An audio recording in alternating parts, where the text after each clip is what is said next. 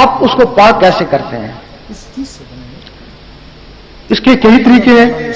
کچھ لوگ جنگلوں میں چلے گئے, روزے رکھنے شروع کیے, بھوک پیاسی کاٹی, اس کو نفسانی غذا نہیں دی, ذکر وغیرہ کی غذائیں دی, نمازیں, تو ان سے نفس پاک ہوئے. لیکن وہ بہت مشکل ہے, اس کے لیے کوئی کامیاب ہوتا ہے اور کوئی جنگلوں میں جاتا ہے.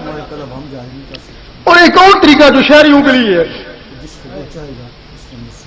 شہریوں کو بھی ضرورت ہے نفس پاک کرنے کی, جو شہریوں کے لیے طریقہ ہے, اس کے لیے ان کو کہیں سے ذکر قلب ڈھونڈنا پڑتا ہے. ذکر قلب کیا ہوتا ہے؟ کیسے ہوتی ہے؟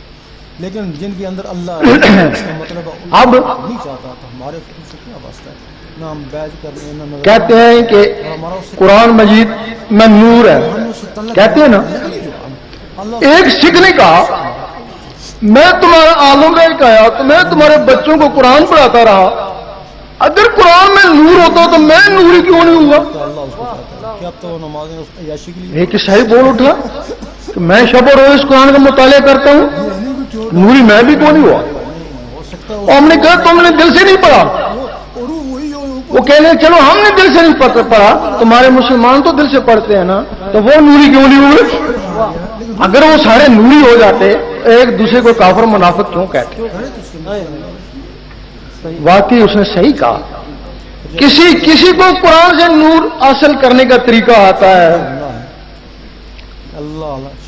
ہر کوئی قرآن سے نور حاصل نہیں کر سکتا ہے. جس طرح بادل سے ٹکراتے ہیں بجلی بنتی ہے, لوہے سے ٹکراتا ہے چنگاری نکلتی ہے, قرآن کی آیتیں جب آیتوں سے ٹکراتی ہیں تو نور بنتا ہے نا. اب قرآن پڑھنے والوں سے پوچھو تم نے کبھی آیتوں کو ہاتھوں سے ٹکرایا؟ بڑی جلدی پہنچ جائے. واہ. اور جن لوگوں نے ٹکرایا وہ عمل بن گئے.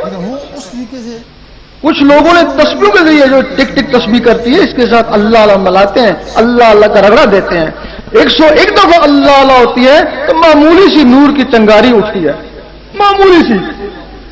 لیکن یہ کیا کرتے ہیں 10-12 دفعہ اللہ اللہ کری اور پوچھتے ہیں بھائی کیا اللہ خیریت ہے؟ وہ تسلسل ٹوٹ گیا, اب نور کیسے بنے گا؟ کچھ لوگوں نے پھر وہ راہ سیکھ لیا یہ دل کی دھڑکن ہے, یہ بھی تسبیح ہے, دل کی دھڑکن کے ساتھ اللہ اللہ ملانا شروع کر دے. جب وہ دل کی دھڑکن کے ساتھ اللہ اللہ کا رگڑا لگا تو پھر وہ اندر نور بننا شروع ہو گیا. تو پھر وہ نور باہر نہیں نکلا, انگلیوں میں نہیں گیا, وہ نسوں میں چلا گیا. جب نسوں میں گیا, نسوں سے پھر وہ خون میں گیا, خون سے پھر وہ روح تک پہنچا.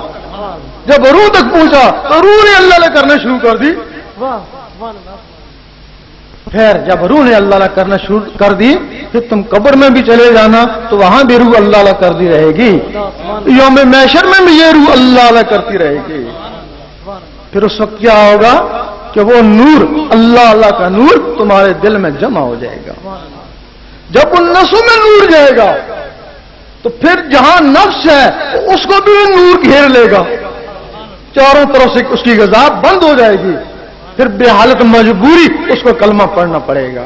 نعرہ تکبیر, تیرا شاہی میرا شاہی, دین نبی کا سچا دائی. بے حالت مجبوری پہ اس کو کلمہ پڑھنا پڑے گا. کلمے کے اثر سے کالا کتا تھا پھر سفید کتا ہو گیا, پھر کلمے کے اثر سے اس کی شکل بیل کی طرح ہو گئی, پھر بکرے کی طرح ہو گئی, پھر ایک دن اس کی شکل تمہاری طرح ہو گئی. پھر اس کو پکڑ کر حضور پاک کی محفل میں لے گئے. حاضرین اور حضور پاک اش کر اٹھے, آفرین ہے اس کے اوپر اور اس کے مرشد کے اوپر کہ جس نے کتے کو پاک کیا, انسان بنایا, میری محفل میں لے آیا. اس وقت حضور پاک اس کو کوئی مرتبہ ارشاد دیتے تھے.